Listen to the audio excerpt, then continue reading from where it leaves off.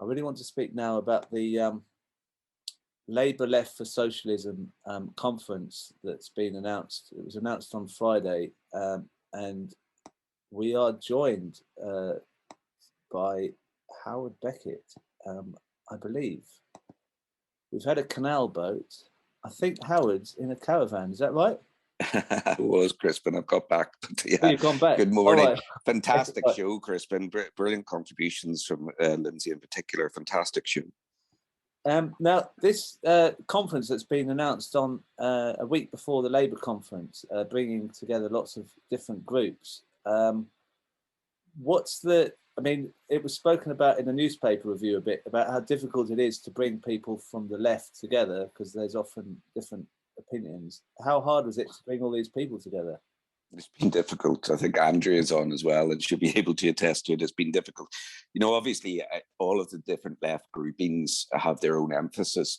And they also, they've been described previously as if they're sort of little businesses. Obviously, people create their own empires, if you like, and bringing them all together in respect of one agenda has been very troublesome. But we've got there in the end, and we've managed to get every grouping really other than Momentum, and I hope Momentum do sign up to it. We've managed to get every grouping to sign up to it, and we're moving forward with the conference on the 18th of September. And really, Crispin, it's the conference in itself is a statement of defiance against this horrendous leadership, and to show that socialism is not going away and is alive and kicking within the Labour Party.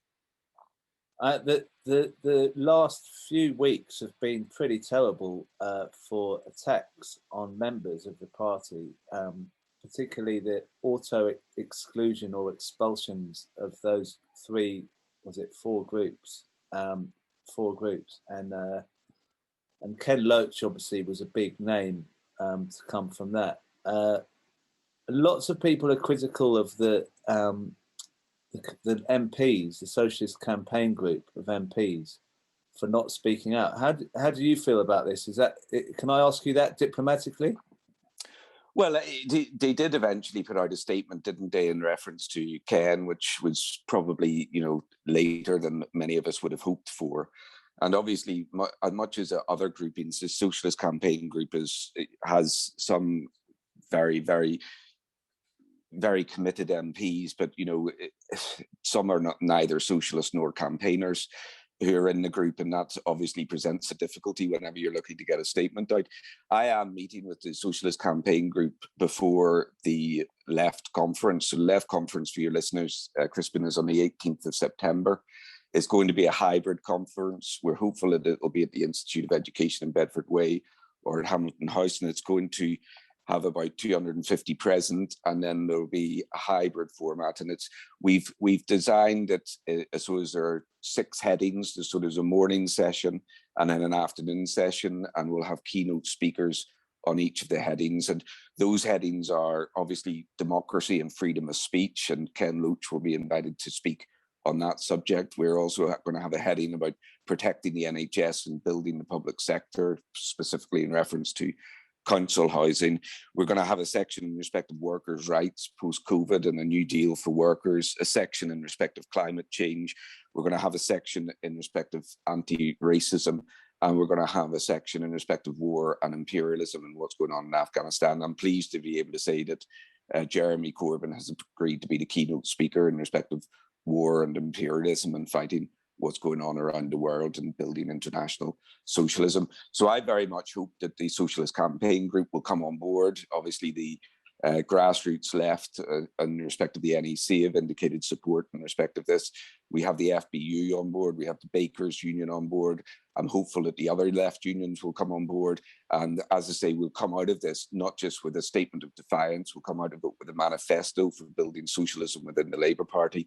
And we will also be moving a motion in respect of David Evans at the end of the conference to send everybody in to the Labour Party conference with the one agenda of making sure that David Evans is not endorsed as General Secretary.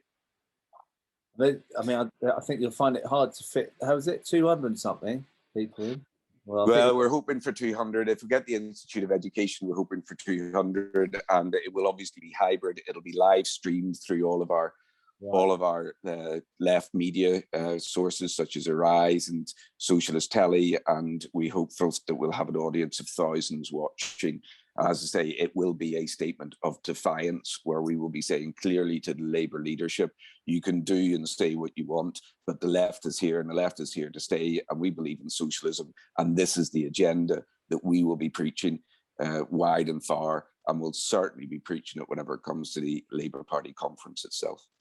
Well, I mean, I've been worried about being expelled in the last week. I keep hearing I might be in trouble for featuring people like you or anyone else on the show.